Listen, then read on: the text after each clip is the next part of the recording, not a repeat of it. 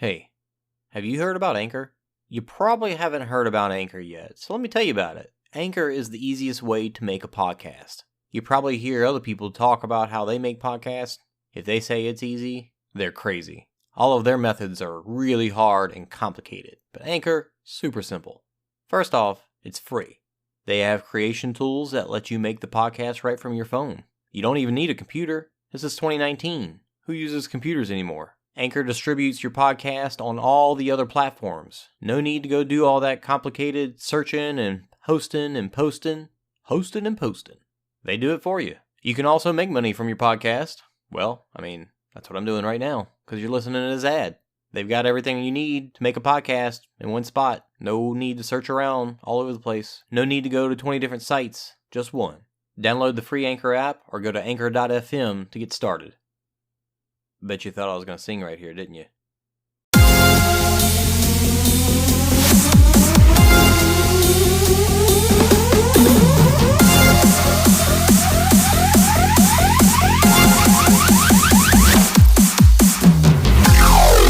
Are you looking for the hottest news out of the obstacle racing scene? Want to stay up to date on the freshest info, the latest podiums, and hear interviews with the who's who in OCR? Well, you've come to the wrong place. Well, some of that you'll find here. But we're not the media. This is not ORM, OCM, OCRM, ORCM. This is OCR Talk.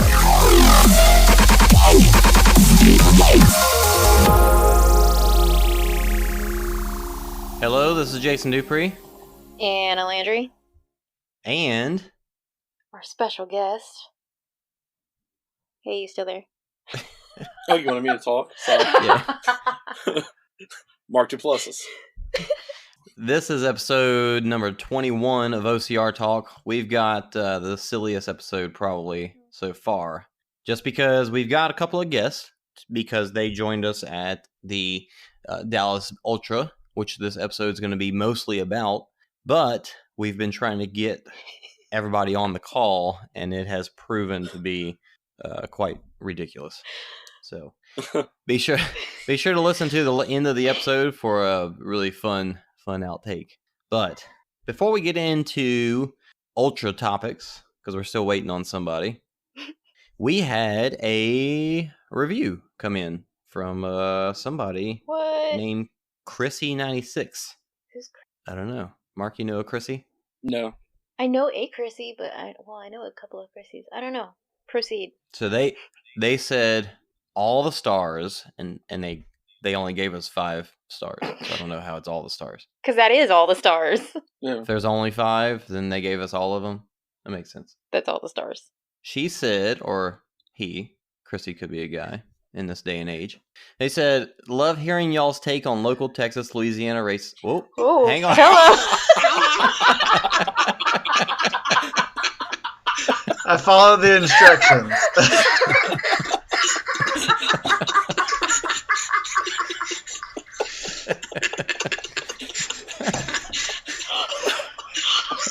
Did I interrupt your flow? Yeah, you gotta get some headphones going. I know. It is not connected, so. Do you have some regular headphones?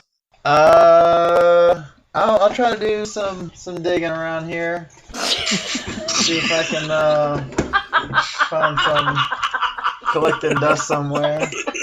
Yeah, find those.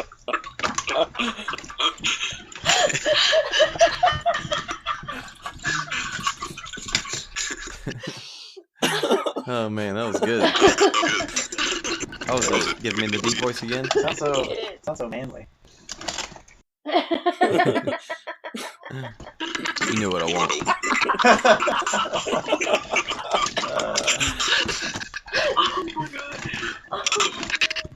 Get ready to turn the lights down low. Oh, it's not coming through. I think he's putting headphones in. Oh, he dropped again. Dang. All right. This is the best podcast ever. This is a mess.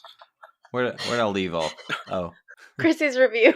Chrissy, him or her, whoever it is, said, love Love hearing y'all's take on the local Texas-Louisiana races, but also your thoughts on what's going on around the country world. Looking forward to seeing y'all at the next race. And a little picture of a guy running and dust clouds behind him. Ooh, I like emojis. Points for creativity. I appreciate that she likes our thoughts on what's going on around the world and the country. Yeah, so we're not just like confined to our own little region here. You know, our episodes get about anywhere between 200 and 300 listens an episode. So there's probably, it's probably reoccurring people, most likely. So about 300 people spread out all over the place that listen to us talk, which is kind of funny. Like, obviously, some shows get, thousands and thousands of people. But to say that we get 300 people listening to us talk about stupid crap, as we're kind of doing right now. But it's it's interesting. It's interesting to really kind of let that sink into your head and think, I mean, can I name 300 people right now if I tried? I don't know. No. Speaking of which, at the Ultra, I had a random guy pass me by as I was staggering on my second lap and said, "Hey, is that OCR talk?" And he, as he was running by, and he bumped me, gave me a fist bump and said, "Keep it going," or something like that. Nice. Which was awesome. I think that might have been the first time that somebody recognized me that I didn't know. I've had people see OCR talk on my bib where I've put it or something like that, but I mean, I did not recognize the guy. And if I do know you, dude, I apologize. But I mean, I was kind of out of it too. It was pretty neat being recognized, and I wish I knew who that guy was now. Like, where does he listen? Where's he from? If you're hearing this, dude, which you probably are, you know who you are. We were by the lake, and I was walking. You passed me by, gave me a fist bump. So hit us up on Facebook. Let us know who you are. Heck yeah.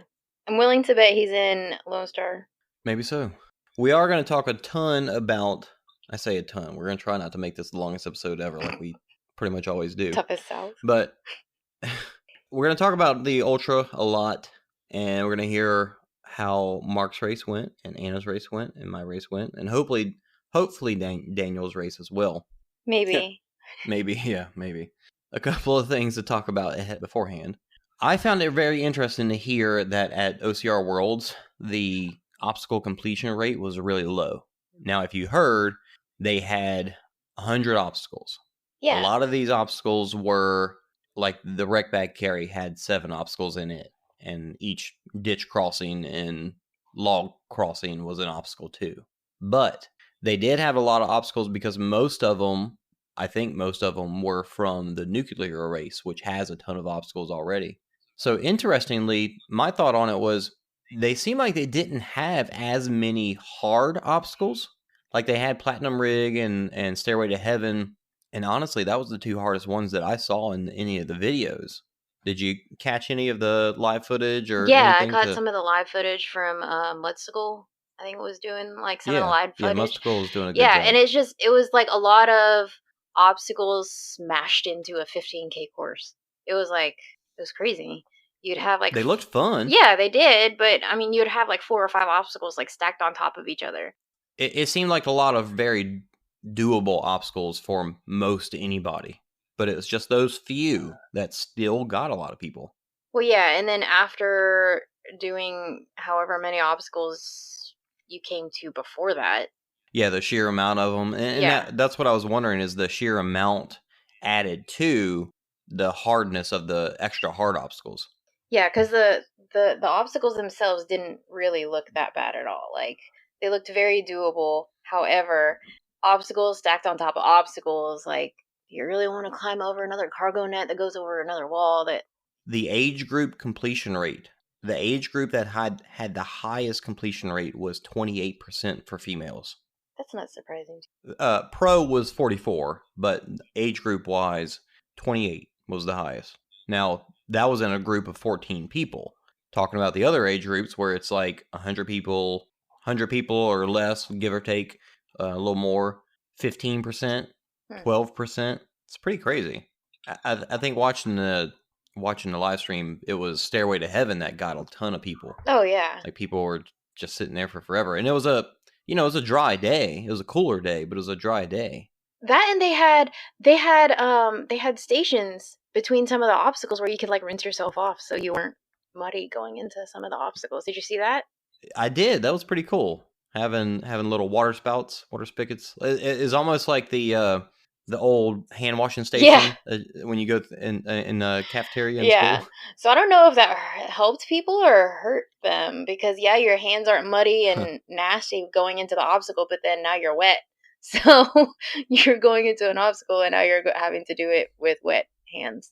I wish I could have been there to really see it firsthand, and I feel like I would have enjoyed it. I mean, from what I saw, it looked like a fun time.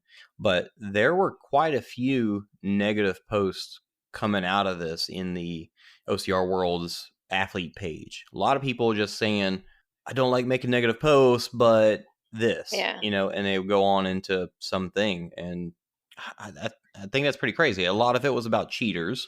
Apparently, a lot of people saw people cheating. I could see that. Which, that sucks if people are cheating, especially age group people. They shouldn't be. I could see that happening. Just, again, with the sheer amount of obstacles, it's bound to happen.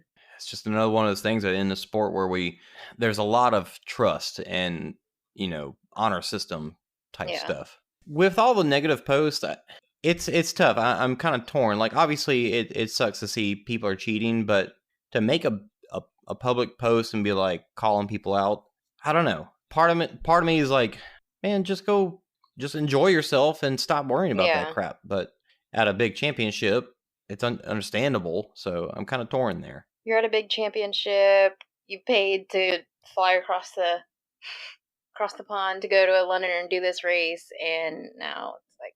One more thing before we get into the Ultra, and this is related. So the Dallas Ultra happened this past weekend. We all went there. Mark flew up, stayed with me. We actually went and got an Airbnb at we waited too late, got an Airbnb that was like the last one that was left. It was in a remodeled cheap wagon. Very cozy, smaller than you'd expect. Shared a bed that looked like a full. I'd say it was probably a full. Was it a full? It looked like it was barely a full. No, it was not a twin. It was barely a full. There was no running water in the wagon. There was a spigot outside, and there was an outhouse outside. But it was all very well done. It was a really nice place. I'd say it was about 40 minutes or so out of Glen Rose, or 30 minutes or so out of Glen Rose, maybe to the northwest or so. And it was at a place that we think that they make small, tiny houses and sell them. But it was cool. Their little setup was nice. It had lights outside, so we got there in the dark, but they had these little lit up walkway and some string lights hanging that just made it for a pretty cool. It looks place. Like a nice, cute little setup. That'd be great for a couple. Great for a couple. I've always been comfortable with my friends, especially through childhood, through college, through high school, everything. Sleeping in the same bed. Mark, was it weird for you? No. I mean, it was completely fine. It was weird when you tapped me in the middle of the night to make sure I was okay. Well, I got up because the heater was on and it was kind of cooking us. So, and we had been watching House on a Haunted Hill. Oh, the Haunting of Hill House. Yes. Oh my god. We've been watching the Haunting of Hill House. So Mark is pretty jumpy when he watches that. And whenever I got up, I was on the inside of the bed. So when I crawled over him, I accidentally touched his leg, and he goes, oh, like he was worried that it was a bent neck lady trying to get him. Lady. I'm not watching that show. I'm sorry. I'm not watching. Oh, it's amazing. It's actually, I'd say it's reminiscent of a good horror movie that gives you a lot of cheap jumps. Yeah. They throw like something will jump out on the screen. It's not necessarily scary, but because it's so surprising, it scares you. So it's a lot of that, but it's actually got a pretty neat storyline behind it too. The last horror movie I probably watched was like one of the Annabelle movies, or maybe it was like one of the Conjuring movies, and I was like done after that. I'm not watching that. Yeah, no, I was done after that. I'm like, no, I'm good. Yeah, if you can get through that, you can get through this. I don't know. I'm gonna like watch it in the middle of the day at work Oh, that's what we did. We watched it with all the lights on. Just don't go sleep in a sheep wagon in the middle of a cattle ranch and have somebody grab your leg in the middle of the night. So yeah, we did that, and we ran the race. And after the race, I just got this email, and we're starting to see where a lot of people are getting this email. You ran and the apparently race? they announced this. You ran? I ran You the ran? race. I ran, walked the race. Completed. I completed the race. As the email says, I earned this thing because I. So everybody's getting this email saying, "Congratulations, Spartan! You earned a complimentary 2018 Iceland Ultra entry for finishing the Dallas Ultra." Now, apparently, at the start line, they announced this. They you did. don't remember? Oh, I think it was whenever you were going back to get your headlamp, and the announcer was like, which they did, which they were checking for. The announcer was like, "All the finishers today, Iceland's on me." Verbatim. That's what he said. And immediately, like, one of the girls next to me or one of the guys next to me, I can't remember who it was like, is that because they hardly have anybody signed up for that race?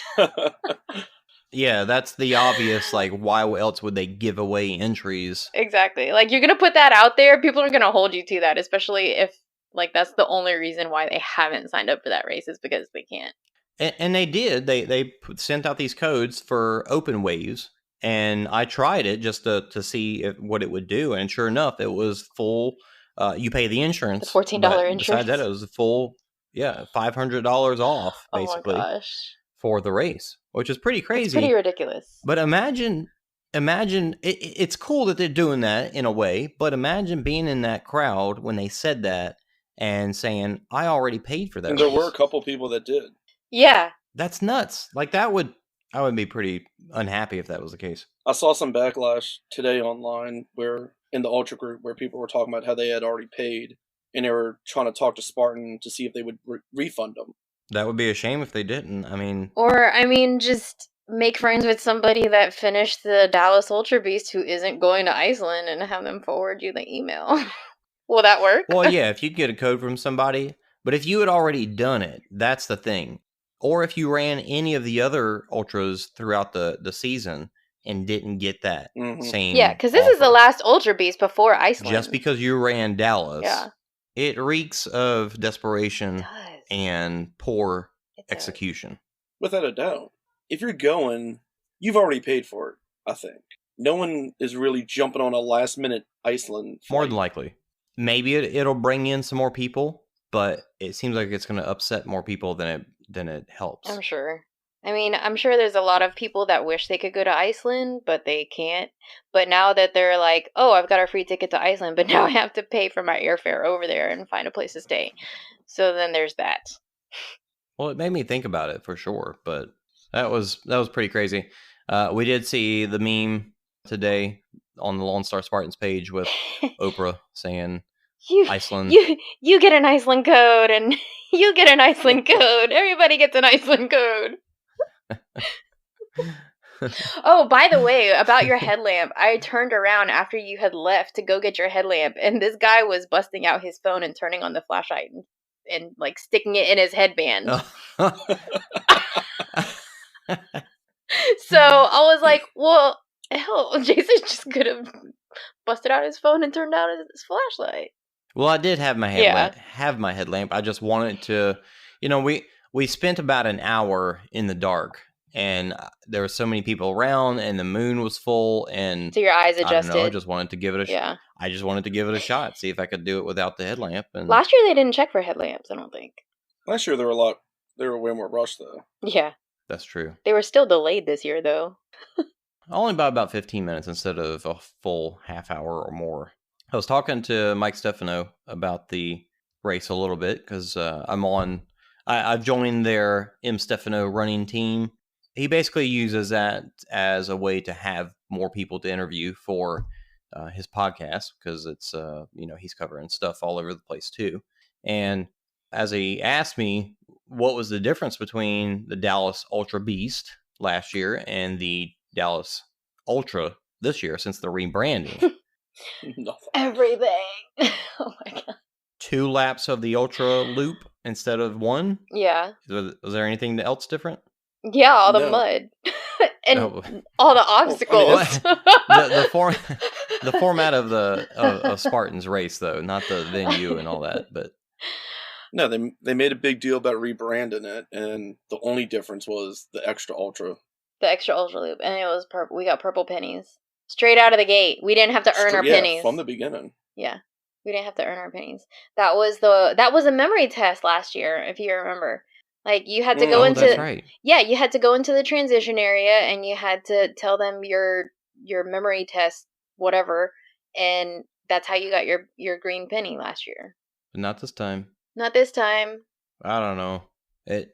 Why go through all the rebranding for what? To attract more people to the Ultra. Yeah, my thought is to make it line up with the Ultra in Iceland. So really, while the other races don't line up with it per se, because it's not the same format, the branding of it is the same. That's really it. Yeah, that's pretty much it. I mean, the buckle is even the same, except for it has a little splash of purple on it.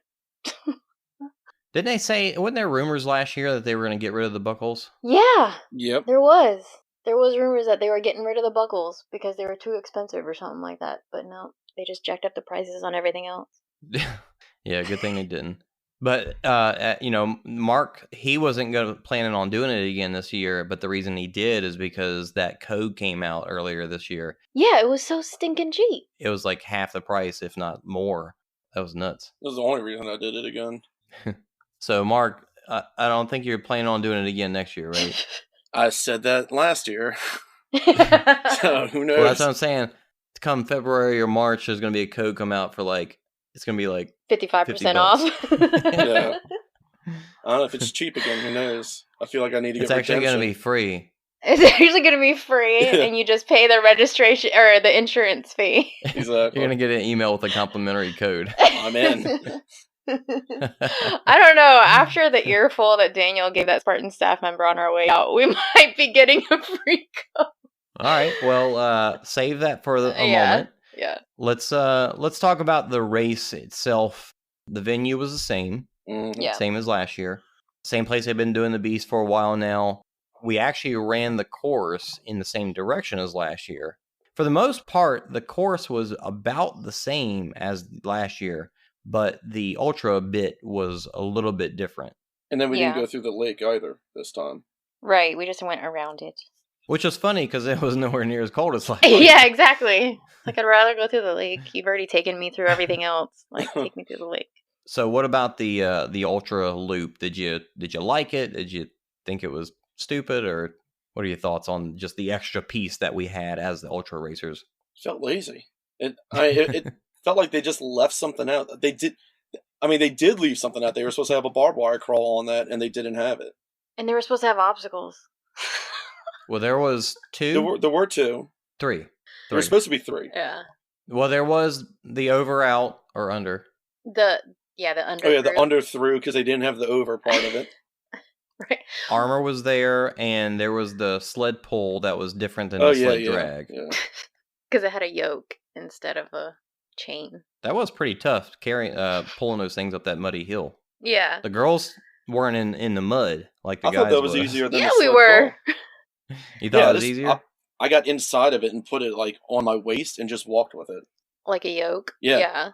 And just pulling it through that mud, though, was the trickiest part. I mean, that was the same case with the sled drag as well, where you're trying to get traction. Yeah, for the sled drag, the girls' sleds were in, like, the soup. Yeah, there was, like, maybe... Well, yeah, the sled drag, not the one on the Ultra Loop. No, right. That's the one I'm talking about. But I found the Ultra Loop was, like, the only part of the course that was runnable. Yeah. It was a very muddy course. It was a gorgeous day, but the mud came from all the rain that we had the week of. Or the 2 weeks prior. prior. So it was really, really muddy. There really was a when I think back on it, there were a lot of running sections. It's just like the mud sections were long and they were off. They were very long. It wasn't the whole course. It was like 90% of the course. That was the majority of the course. It was the majority of the course. Because every time I thought I could like open up and run, I came to some more mud, and I was like, frick, I don't want to pull my ankle or like strain my knee or whatever. Like, I've got World's Toughest in 2 weeks. Like, I don't want to be like pulling my feet out of this sticky crap. Yeah, so it was a lot harder because of that. Everybody was getting beat down, whereas when you're just running for a long time, it's one feeling, but when you're pulling your feet out of that mud the entire time, it's a lot tougher. It's different muscles that are getting affected, and honestly, that might be what we have to deal with at World's Toughest. It's hard to say. Yeah, whenever me and Daniel had actually lost each other around the Z walls, and like I couldn't, since it was still dark around the Z walls, I couldn't tell if he was either ahead of me or behind me. So I was going back and forth between like running and stopping to wait to see if he would show up behind me. So like, yeah, whenever we finally caught up to each other at the Tyrolean Traverse, I heard him like yelling at me, and because I was going down the rope, and he was like trying to yell at me and encourage me, and I thought that was him. I looked over and I was like, oh, he finally caught up to me. So he was behind you? Yeah, he was behind me the whole time. Because I figured y'all would have ran together, but you lost him. We were trying to pretty early at the Z wall. I lost him at the Z wall. Probably even before that. The Tyrolean Traverse was way further into the course. Yeah, like almost towards the end. That was a good bit in. Yeah, so he caught up to me finally there, and I told him after I got off the rope, I was like, if this is what World's Toughest is gonna be like, I don't know if I want to go anymore. But who am I kidding? I'm going. So I think the obstacles, we talk about Spartan in a negative way a lot of times because they don't have as many fun obstacles, like a lot of rigs and stuff. Savage is a blast because it's got all these fun obstacles. Right. Spartan, it really is more heavy carries and walls.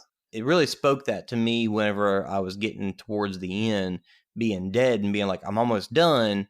But then you come across the sled drag and the bucket carry and the last sandbag, and it just kept continuing. I mean, that's after doing the tire flip, and those tires are freaking heavy really for the guys. Okay, did you see where they put those women's tires? They were like in the bushes. No. I don't know if you noticed that, but like I walked up to the tires and I'm like, where am I supposed to flip this thing? Because if I'm flipping it, I'm going to flip it across the pathway that comes into this obstacle.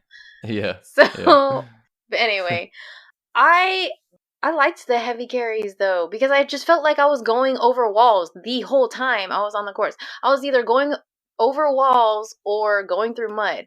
That's how I felt until I got to the Tyrolean Traverse. Well, that was one thing about the course in itself, is that the whole middle section of the course was not many obstacles. It was walls. They had them either at the beginning, and not many at the beginning, and mostly at the end. There were walls. Everything was stacked at the end. Yeah.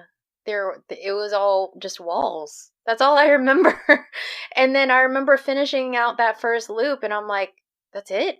That's the first time I've ever been like, I don't know, I've just been surprised by finishing a course. We're coming into the transition area after doing the rope climb and everything. I'm like, wait, that's it? And Daniel's watch had about 15 miles on it, and I'm like, well, yeah, that's about right, but where the heck are the rest of the obstacles? I guess we have to actually finish the ultra to get to the rest of the obstacles, but whatever. I try to think of all the other Spartan races that I've done. I mean, do you feel like that's just the case normally for them and we just don't realize it until something big like this? I don't think so. No, I don't think so either, because I feel like they use the terrain better, maybe. There was just way too many spaces between obstacles, and it seems like whenever they would put one there in the back half, it was just like I said, a wall. And people were walking around the walls because they were getting so sick of them. I'm serious. I saw people with their purple wristbands on that were walking around the walls. Well, that's a little sad, but yeah, even the bucket carry, which in the past has been on one of those hills down further in the course, was more towards the festival area. in a flat space, which is very surprising. Flat space with the sinkhole. It wasn't exactly flat. There was Yeah. a giant sinkhole that went up to like waist On the deep back mud half. Yeah. at the very back of it. You know, when I'm in a hard test like that, I do welcome easier bucket carries. Yeah. But as far as course design goes, it is kind of funny and sad that they didn't put it in a tougher spot. Right. They could have stuck it in the back half somewhere or something. Like I've never been so happy to see a sandbag carry. or the traverse rope. Like I've never been so happy to see something like that. And it's not just a wall standing in front of me. I just think it was lazy. And that's exactly what I said to Jason about it after the race, that it felt as if they just didn't want to bring anything to the back end of it. Everything And was that at was one the point. easiest stuff. Right. It got to a point where it was just monotonous miles of mud with nothing to break it up. So yeah, when you saw that sandbag carry, it was almost rewarding to be able to do it. That's a funny statement. And I was so happy to see something that was going to hurt my back or just anything other than just zoned out in those little mud piles we were walking through. Yeah, and you're trying to navigate them and like not roll an ankle or twist a knee or something. You know, all that out of the way, course was a muddy mess, and it was lacking in obstacles for a good portion of it. How did you get on? How did you enjoy the race? Did you enjoy it, or did it suck? Well, I guess you can gather from me it sucked. Well, it was great at the end in the transition area. That was where I had the most fun. Obviously, you got World's Toughest coming up, and you decided to stop after one lap. Of course, you were thinking, you know, you're going to save yourself for World's Toughest, but how deep into it were you that you felt like you had to, that it would have been better for you to stop than to keep going? I thought about that whenever I was going through the mud and my ankle and my knees started bugging me, and I'm like, yeah, this race isn't worth it. But to that same effect, I was already technically dropped down to the open category anyway. So yeah, really, because I was supposed to start at 6 a.m. with the elites, and I didn't go just because you didn't start then. So I was already in the open category. So in my mind, I wanted to.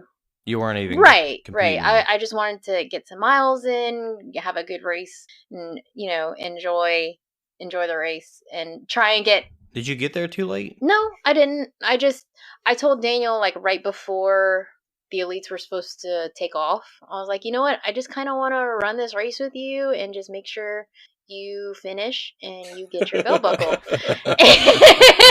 And ironically enough, we didn't know what the course was gonna be like. But no, I was like, I just kind of, because he had that DNF in Tahoe. Whenever one lap in Tahoe last year was like 18 miles or something stupid like that. Yeah. So he DNF'd in Tahoe, and he really wanted an ultra buckle. So I was like, I just kind of want to have fun with this race and like go out and enjoy the course and see if we can like get this ultra together. And it was probably like close to the end, and I think the bucket carry sealed it for me because I was like, this mud is ridiculous. This is the laziest, most boring course I think I've ever run.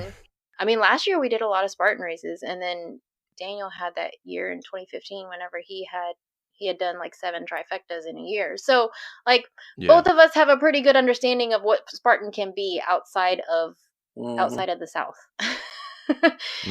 And so we were both like, this is a really boring course and I kind of just want it to be done. And I told Daniel, I was like, if you really want to finish this course and if you're really, because we got into the transition area around like 11:30 or so. I'm like, if you really want to go out there for a second lap, I'll go out there with you. I mean, I don't have any problem going out there with you. We'll do it so you can get your finish.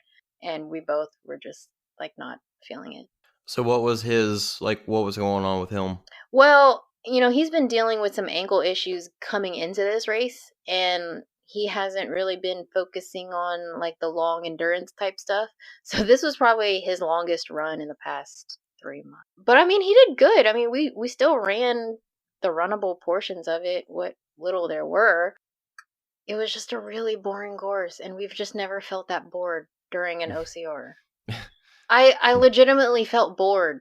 I know from doing Tahoe last year, and that was a long course, but I never felt bored doing Tahoe last year because they had a decent number of obstacles spread out. They had them spread out appropriately to where it did break up the monotony and you weren't just running for miles on end without anything. How long had y'all been there in the transition when Mark arrived? I can't remember. Maybe about an hour or so? When I passed y'all was right around 12-ish or 12:30. Yeah, 12 or 12:30, something like that. So Mark, you said that the mud was killing your knees and even the back of your knees, right? Yeah, I've got this weird bruise on the back of my leg that I didn't hit my leg, so I have no clue where it's coming from. But when we started in the dark, I lost my shoe probably within the first 100 yards, and just it turned into me twisting my knee, and then I just kind of wrote it off as whatever it was, and then I realized, sometime after the sun came up that my knee kind of looked swollen. I was getting a little bit of fluid on it, and just didn't want to hurt it further. So yeah, that was a big issue for a lot of people, is that mud and injuries and stuff like that. So what do we do with that? It's going to come up again. You're going to get in another race and it's going to be super muddy. And do you just say, I don't like muddy races, or do you learn to deal with it? So what do you think? I think you learn to deal with it. What was it, 2-3 years ago? Dallas was extremely muddy. Oh, still, yeah.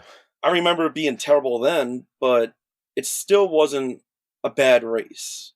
Do you think it was muddier that year? Oh, it was way muddier that year. Was that the year it rained really bad, like the day of? Huh? Yeah, that where the roads got washed out to get in.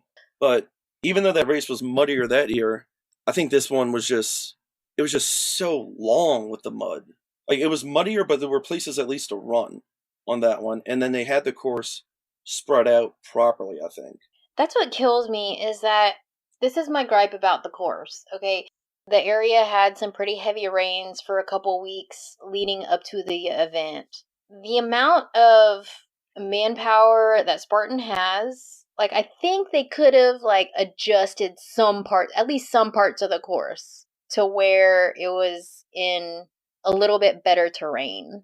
Because my thinking is that if Savage Race can do it overnight and redesign their course overnight because their Houston course got flooded, then certainly Spartan can adjust parts of the course to where, you don't have people going in sinkholes in the bucket carry.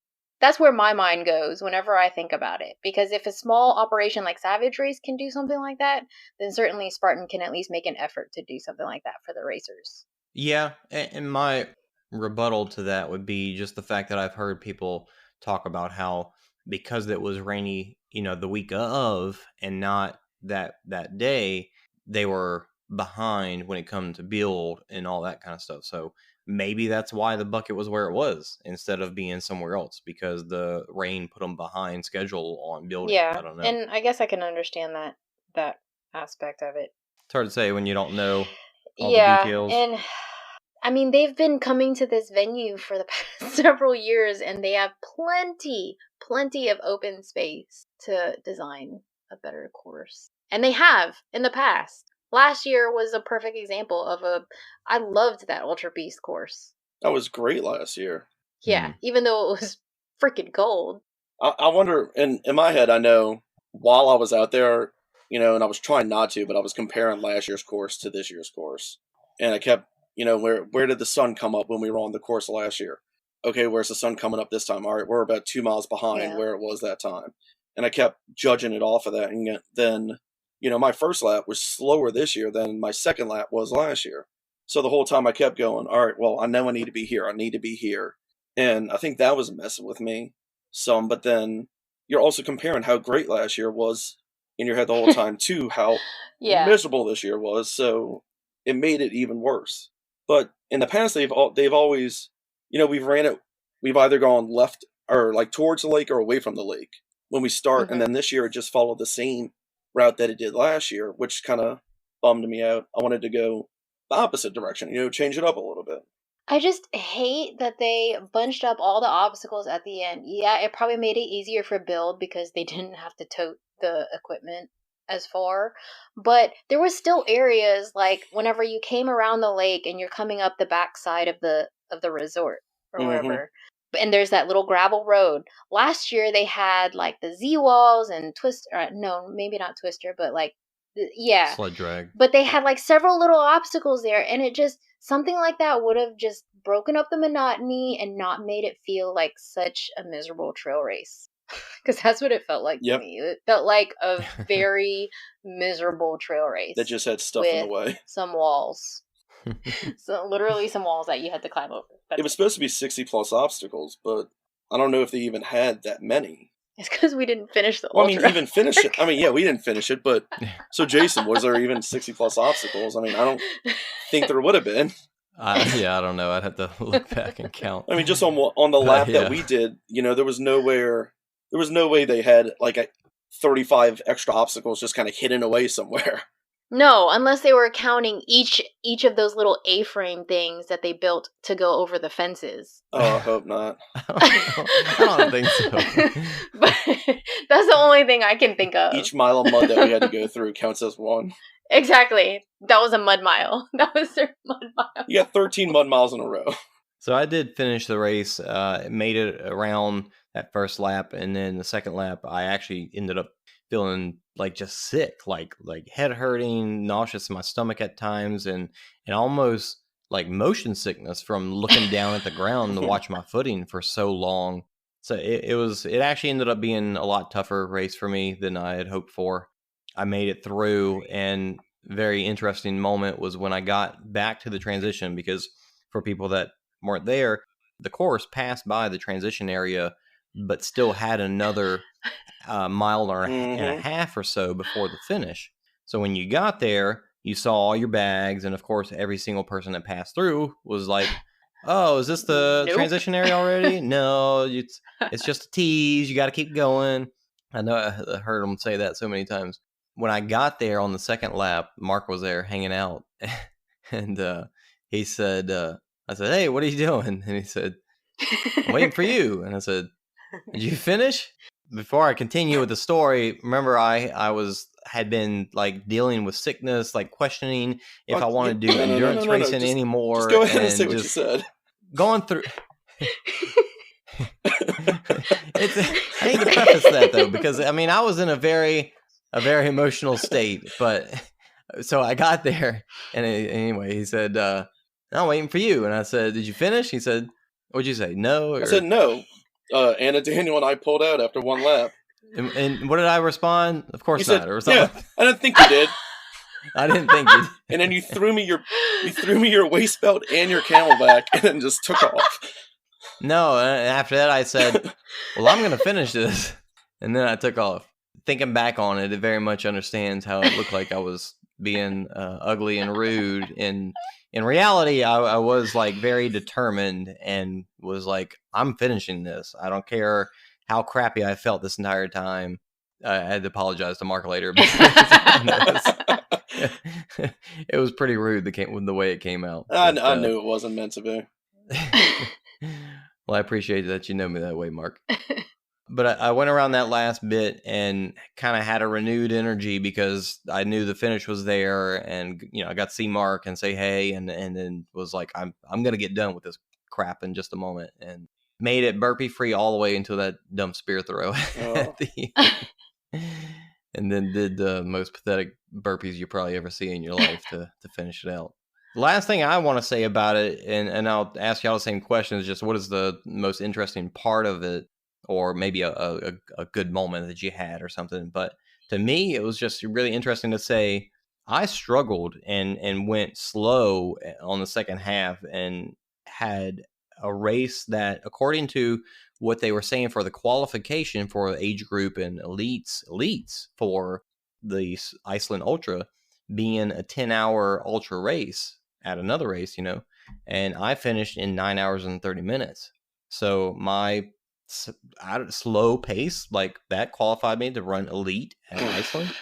And we'll kind of tie that back into what we were talking about earlier. It just seems like they're just really desperate to get people out there, and that's why they didn't make that qualification more intense and more of what it should be for a championship. Give us a good story that you had from the race. I think mine was the realization of myself out while I was out there. Like in the past, and this, I've gotten hurt running a course. I've just kind of said, okay, you know what, I'm going to do it anyway, and just kept pushing with no regard of kind of my future health. I had that shoulder issue last year because of the same thing. And so for me to make that decision of, okay, well, I've got, 3 more races this year.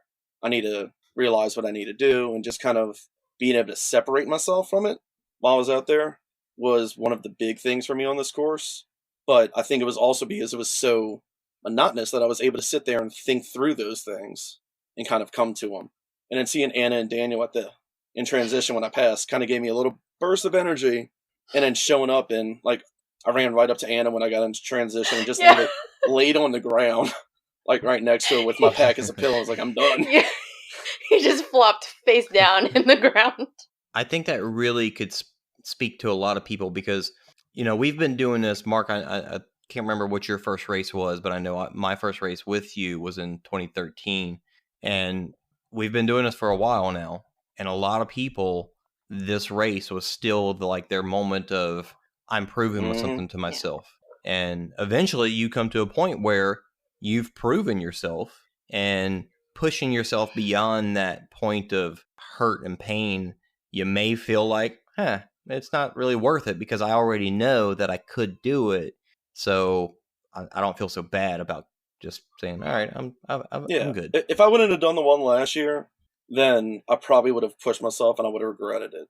But, realistically, there were people that pulled out because of the cold last year, and I pulled out because of the mud this year. I mean, everybody's got their own little breaking point, and you kind of learn that, especially on a long course like this. Yeah, and I hope that what people get from that is that, we look at, well, you didn't push through or this and that, but the important part is that everybody, I'm going to say that you got your own race. Well, you do what you think is best for you. Yeah. Yeah, everybody, you can look at somebody else and say what you think or how you would have reacted in their situation, but everybody's situation is different, and everybody goes out to these races for their own reasons, right? And that's the important part. And in the end, we still did, if even the ones that did one lap, we still did 15 miles out there, and it was still a good 15-mile race. I mean, it sucked the whole time, but it was still better than sitting at home, not being out there. Yeah, because it's always nice to be out there in that area. Yeah, that is a beautiful area, and it was the weather was just perfect. You couldn't have asked for really a better race day in friggin' Texas. I'll take the cold from last year over the mud of this year. Well, it was cold at the start. It wasn't cold at the start, but it was nice at the start. I agree with you, Anna. I like the temperature better this year than last year. Yeah, compared to last year, last year, I always compare the cold last year to the cold in Tahoe that I had run through. And at least in Tahoe, it got warm enough to where I could take off my windbreaker, but I couldn't do that in Dallas last year. And to me, that just seems backwards. The weather was absolutely beautiful this year, and I love that venue, but the conditions of the course were just horrendous. And I'm just going to say, I mean, I keep saying it, but I can't say it enough that the course was just lazy. It was just okay. But okay, so I'm going to say something positive now that I've gotten that out of the way for the 15th time.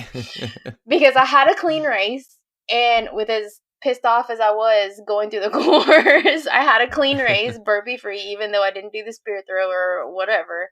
I still made it through the rig and twister and all that. So I did still have that. Yeah, I think just my decision from the jump I don't know why I signed up for Elite to begin with. I really don't. But but I think I just wanted that early start time. Yeah, I think my decision from the jump to just have fun with it and do it with my group was a big decision for me, because I have never, ever, this is my first DNF ever. So for me, that's a lot to swallow, because I don't like DNF. No. Yeah. I don't like not finishing something that I started. But that DNF really doesn't bother me as much as I thought it would, because like you said, I did what I thought was best for me, because as I was trudging through that mud, I made it a point in my head to tell myself, this is what you're going to be going through in Atlanta, so you better get used to it now. And like I said, it crossed my mind, like, do I even want to go anymore? Like, I don't know about this. But then I was like, no, it's going to be 5 miles. You know, it's going to be a different experience.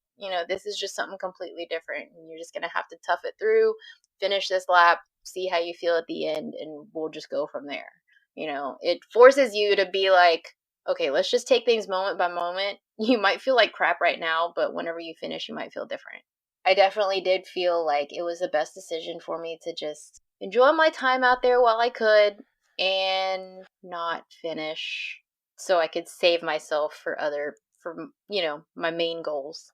Yeah, and a DNF, some people go for, forever without having one of those, and some people have them from the beginning. And so I think not finishing plays different roles for different people.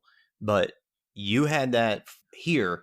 Rhea Coble, one of the best pros out there, had that in a sprint, I think it was, in New Jersey this past weekend. Oh yeah, because the weather was insane. It was like 30 degrees and raining the entire time. Yeah. And she was, from what I heard, she was half a mile from the finish, and she collapsed and had to get taken away and dropped out. But she was okay with it too. Like, I mean, that's just what I'm saying, is that it's a crazy thing that it's going to play.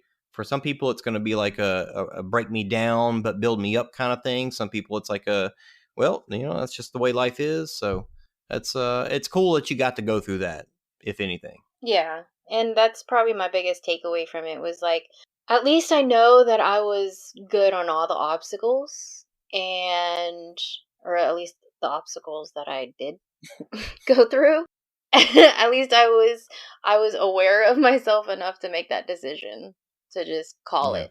Because, I mean, we really did have plenty of time in that transition area to change our minds probably 5 different times. I'm so glad you didn't. But we didn't. Because if y'all would have got up and left after y'all said y'all weren't, I probably would have got up and then, like, all right, I guess I'm following them.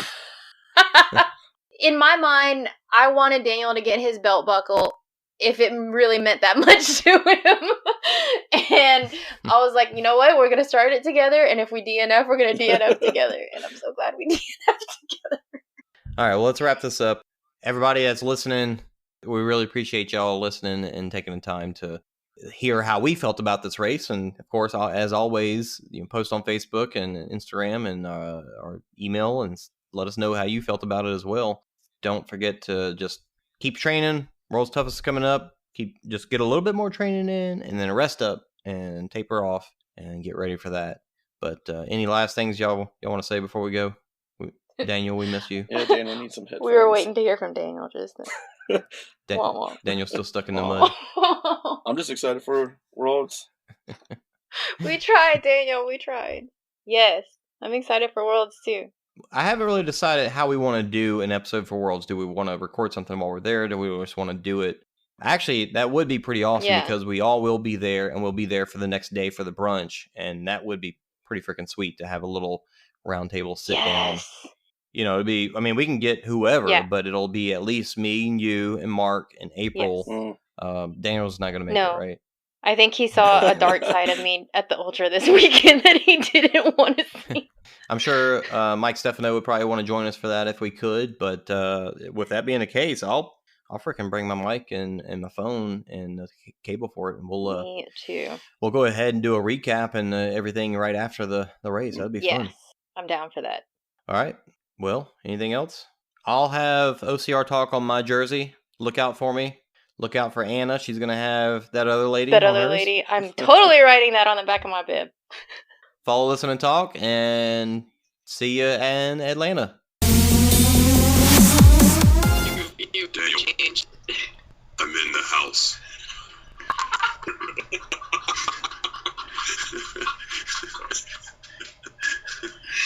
Why is this recording? I'm so confused right now. Look out your window.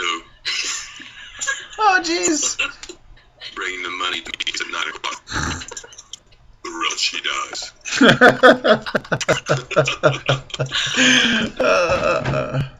Hey, fix it. Apparently Jason or James Earl Jones, one of the two. Yeah, it sounds like a dude. Hey. Oh, God.